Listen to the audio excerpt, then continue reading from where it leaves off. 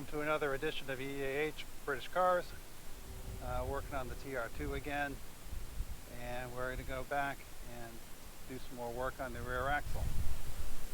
Alright, so I've got the parts in for the rear end. So we've already pulled the half shafts out and all the brake hardware and all that stuff. So the next thing we're going to do is take off these two retainers, and that will loosen up the bearings, and then you should really have a case spreader, but we're going to work without one because I don't got one. And we'll take the center assembly out. One of the things I want to make sure is that you don't mix these parts up. So I'm marking the axle right and left, which is right as it sits in the car. This would be the top. And we're going to have a set of parts on this side and a set of parts on that side. So, because it's when you put this back together, chances are you put the same shims back in, it'll all line up well. Most of the vagueness and the tolerances is in the machining of the hub, that the bearings are really accurate.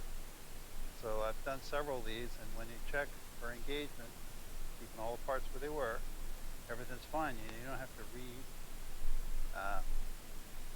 reset the pinion shims and all that stuff. So it makes life a lot easier. So just want to be really careful of it. Alright, so start with these. Oh, well, they're in there pretty tight. Work out the old faithful.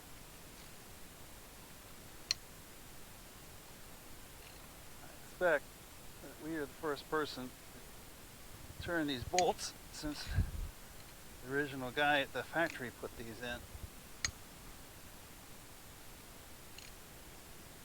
Nice thing, most of these rear ends are actually pretty tough. You hear about people putting V8s in these cars and never changing the axles or anything and not having any issues. We'll say this is a TR3 rear axle, because the TR2 original axles were noted for being not very strong. So it's probably the same axle they were using in the Mayflower, which is where they got an awful lot of the chassis components for this car.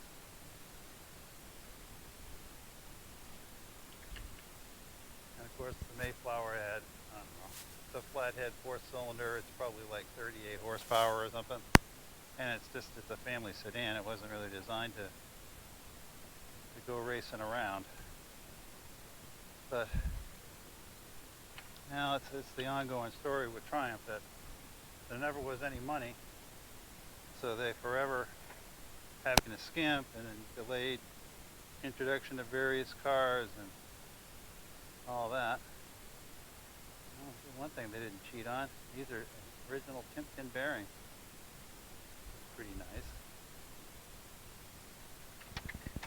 Yeah, huge money for Timken bearings nowadays. Well, let's see if we can get this out of here. Alright, so we levered up under the bolt heads here, got this side up, and then a small screwdriver, or a big screwdriver, caught the edge of the bearing, got it up a little bit, and then some more there. As you can see, it's up about 3/4 of an inch now, so it should come out fairly easily from here.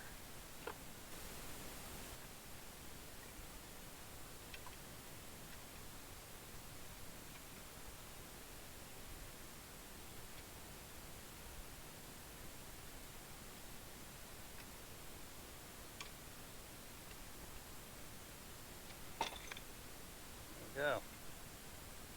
What it is the case is pushing in on the end bearings. This is why you're supposed to have a case stretcher which would pull it this way a little bit, but I don't own one of them. So here's the gear assembly. Usually there's some shims in here. I admit I'm not seeing any. Get a better look at it now. I don't really see any excessive wear or chips in the teeth or bunged up bushings or any problems with the spider gears. I think we're in pretty good shape. So So there's a cotter pin right here, and I got it straightened out, but it doesn't really want to. I got it to move a little bit, but it doesn't really seem to be wanting to leave. Try some side cutters on it. If not, the impact gun will just shear it off, and then we'll just have to push the hold of it, the last little bit out. I'm not bothered. I guess this will take it right off. Put it on the right direction. Oh yeah. The nut. There's a little washer in here too. I'm sure we'll be able to get that out of there. No matter. Next we're going to need to get this bit off. There we go. Well, I tried using this gangly gear puller. I think it's a G8 size, and it's about a 1/4 inch too short. So I had to take the whole assembly in and put it on the 30-ton press, and that knocked it out. Fortunately, this thing's a lot lighter without that center carrier in place. So now we need to take this in and push this other bearing off, and then start putting things back together. So I pushed the rear bearing out with this drift, and it also pushed out the rear main seal. So this looks like a cold chisel, but it's got a square end on it, so it's pretty handy for reaching a long way in and pushing things out with it. So this is the seal that came out. So we're going to need to push these races out, and if you look in the casing, there's notches so you can access the back of the race with this drift. So I'm going to go ahead and knock those out with a hammer and the drift, and you just got to work both sides. There's one. I don't know if you could hear the pitch changes. It's worked its way down, and of course the further it goes, the easier it is to push. So we'll need to reinstall these shims prior to putting the pinion back in. And just put them down, make sure they're clean, they're all flush, and you put all the shims back because there was 3 in this one. And then we'll need to put the race in. So I'm going to go get my drift so I can do that. I'm going to install the race. I'm going to use this brass drift. You need to just set it lightly, and then once you're sure that it started square, you just work it. You usually work one edge and then 180 degrees from there, and then work up 90 and back 180, and just keep working your way around like that. And you'll feel it going down. And if you're careful, if you get it cockeyed, you can usually feel the difference with your finger, so you can then drive it that edge a bit further. Otherwise, once it's cockeyed, it won't go anymore. So it's just a slow process, but it's not that hard. Here's the race installed. You can see it's all smooth all the way around, even. If you feel down, you can make sure that it's tight against the shims. Here's the inner one, same thing.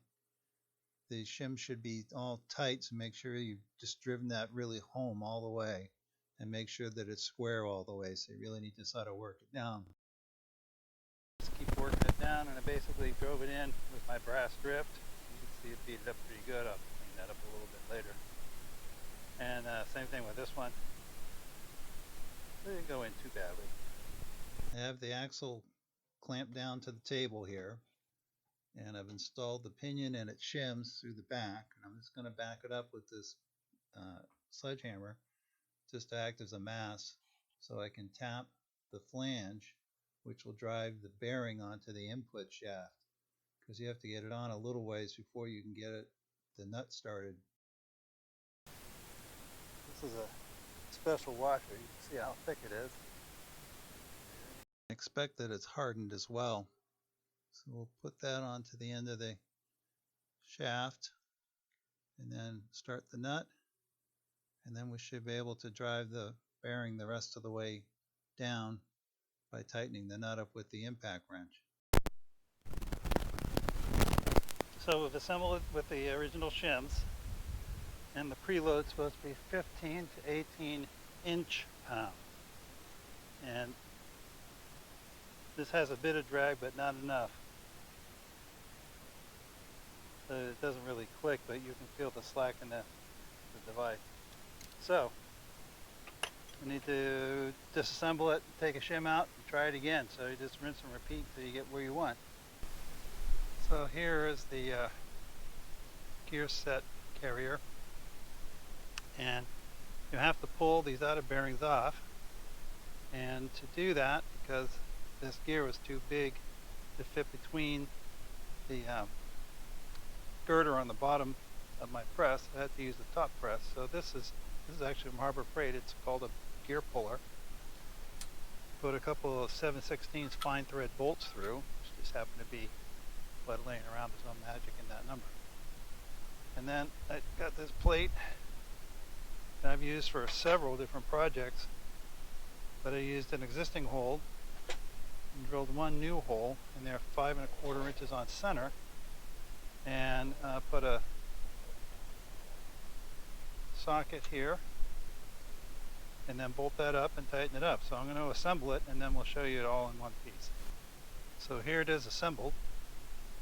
You see that socket, which is smaller than the inner race of the bearing, but big enough to catch the tube of the casting. These are the bolts going through that plate, the original gear puller. And I just need to tighten this up, and we just do a few turns, go either side and work it off. It actually comes off relatively easy. One thing you do want to watch, I found out why there were not spacers in the gear case, and that's because there's a spacer between this bearing and the face of this center section. So you just want to make sure you don't lose those shims as you come out. And I put the same shims back in because, again, the bearings are made to a very close tolerance, whereas the shims are really making up for errors in the machining of the gearbox housing. So anyway, I'm going to tighten those up, and then we'll show you it when it's apart. So I'm hoping you can see this all right. So you can see that the gears come off about 3/8 of an inch, and you can see the shims in between the bearing and the face of the cage. And like I say, it's coming off fairly easy now. The first little bit to get it moving, it's always a little tight, and then it gets easy, but you can see that's turning really easy now. No big deal. Say I like to switch side to side. I'm thinking that the two holes that are in this bearing are probably this size, which I think is 3/4 inch fine thread. So if you had those, I suppose you wouldn't have to use these nuts and bolts and stuff. But this is no big deal. This works for me. I think that's just about ready to fall off now. You can really see how much it's moved, and you saw how easy that was to move. So, like I say, this gear puller, this is from Harbor Freight. It comes a set. There's this big one, and then one's about half the size. I've used it quite a bit, and I was surprised. I've really put a lot of torque through it on a couple of things, and it stayed in one piece. I've also got another set that are of better quality, but this just happened to be the ones I laid my hands on. So, another win for Harbor Freight. When you put these back together, you want to make sure you clean this really well, so the actual cage and then all the different shims, separate them, take all the gunge off, center that up on there, and then we'll just put it in the press. There it is in the press.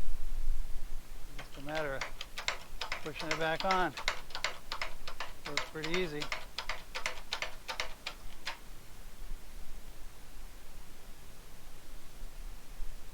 That's it. I'm going to need to double check and make sure that this thing is all the way home, or whether I need to put something in there. I don't remember whether the center tube is longer than the bearing or not, but I'll just double check that. But you just want to make sure you drive it all the way home and the shims are tight and all that good. And then it's ready to put back into the gear casing. So I cleaned up the inside of the gear housing. I put the races on, and then I just lowered it down into here so far. And I think I just need to work it down in. You can see that that one's at a bit of an angle. So you want to make sure that the pinion gear engaged on this and it's not sitting against the tooth. So this one's in, and it's just slowly working down that last little bit, flush with the top of the casing.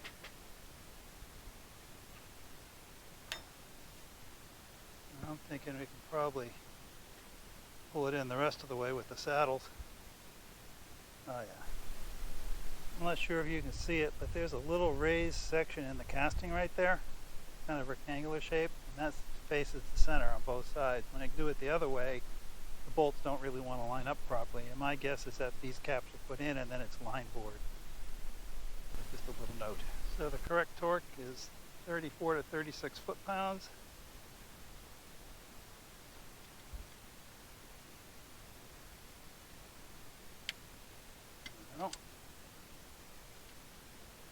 I also Loctited these off camera.